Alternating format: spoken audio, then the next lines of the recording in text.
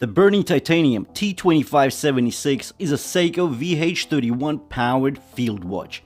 It gets sapphire crystal, anti-reflective coating on the underside of the sapphire crystal, a titanium case and bracelet.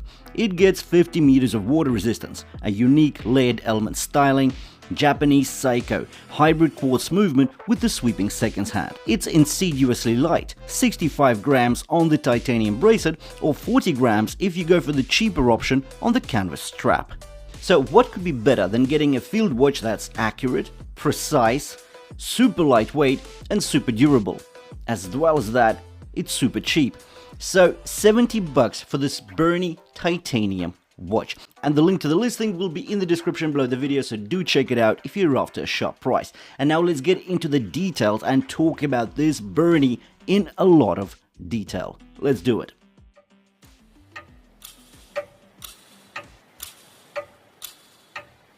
With regards to the dimensions, we get a diameter of 37.5 millimeters, a lug-to-lug length of only 43.5 millimeters, a height of 9, and a lug width of 20 millimeters, and the bracelet actually tapers down to 18 at the clasp. The case is deceivingly vanilla looking. Let me explain. It is feather light, yet wholesome. The case design is minimalistic. Same goes for the crown at the 4 o'clock position. There are two distinct layers here. The basin sits flat on your wrist. The lugs fell off downwards, reducing the lug-to-lug length to the measly 43 millimeters. The fixed bezel is angled inwards, surrounding the flat sapphire crystal. The case is elegant and the curves are once again so whole. The transition from the flank to the top side is very particular. The chamfers are smooth, so no sharp edges occur, yet the edges and bevels are well defined, providing a strict and functional look, just exactly what we need on a field watch. The case is satin brushed. The consistent brushing style stretches from the fixed bezel to the lugs. If we look on the right hand side of the watch case, we can see a push-pull crown. It is unsigned and it is small with just a 3.8 millimeter diameter. Now, it is push-pull, but the watch is getting a water resistance rating of just 50 meters, so that makes sense. If we flip the watch over, we can see a titanium snapback, signed with the model number and the specs. If we now take a look at the bracelet, well, it's a titanium bracelet. The same brushing style with the case and the bracelet obviously makes this very seamless effect, and that works. We have inverted end links that provide accommodation to basically any wrist sizes over 5.5 inches. Just take a look at how it looks on my 6.5 inch wrist. There are no overhangs whatsoever. This is a minimalistic design. Even though this is a field watch of sorts, it can basically do as an everyday watch as well. The only thing missing on here is of course the date window, but we're going to talk about the dial slightly later. Considering the duller titanium color and the satin brushing which keeps reflections to a minimum, the bracelet manages to bring life to the design via a 3-component link composition. The central element of the link is wider than the outer elements on the sides and has threaded grooves on the edges.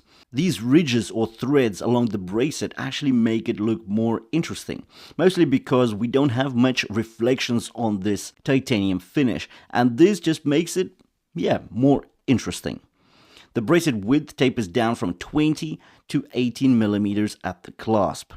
The clasp is signed and offers 3 micro adjustments. If we talk about the tolerances, well, they could be better, but not bad. Fluidity and link articulation are unhampered. Let's take a look at the dial. So there are just 2 dial colors to choose from, this matte black or the ivory white, which is actually fully luminous. Personally, I love the sterile white markers on top of a pitch black dial, hence I went for this one. The dial is symmetrical. There is no date window. All elements are printed in contrasting white. The hour buttons are slightly more thick and longer than the minute chapters. Now, the numerals is where I find the uniqueness of this Berny. Only 3, 6, 9 and 12 hours are pronounced, large and very easy to read. The minute and hour hands are black around the pinions, and this in effect gives almost a floating look. Another cool feature is the needle-thin bright orange seconds pointer. Due to the hybrid quartz VH31 movement, it sweeps the perimeter smoothly. With regards to the lume, I was slightly frustrated. As only 3 hands are luminous, I do feel like those large numerals have to be lumed as well. But the orange highlight is a nice touch, nonetheless, even if short-lived. If we talk about the movement, well, we get the caliber VH31 Seiko quartz in here. This is a hybrid quartz. It gives the smooth sweeping motion. Unlike most quartz watches that impulse with a ticking motion, the second on a VH31 sweep beats with 4 pulses per second, which is slower than the 6 beats per second on a Seiko NH35, for example, but much smoother than a regular quartz.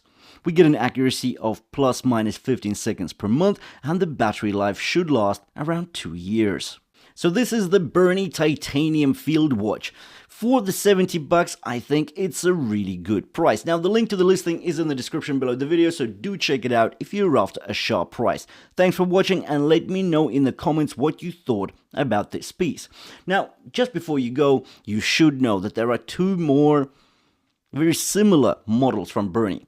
One of them is a quartz, also 50 meters water resistance, sapphire crystal, the VH31 movement, but that watch is a purebred field watch. It gets the 12-hour as well as the 24-hour dial.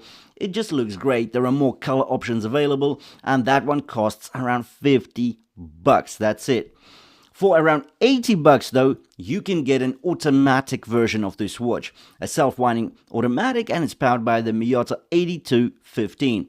So there are options, and I will be leaving links to all of these 3 models in the description below. Thanks for watching, and I'll see you in the next one.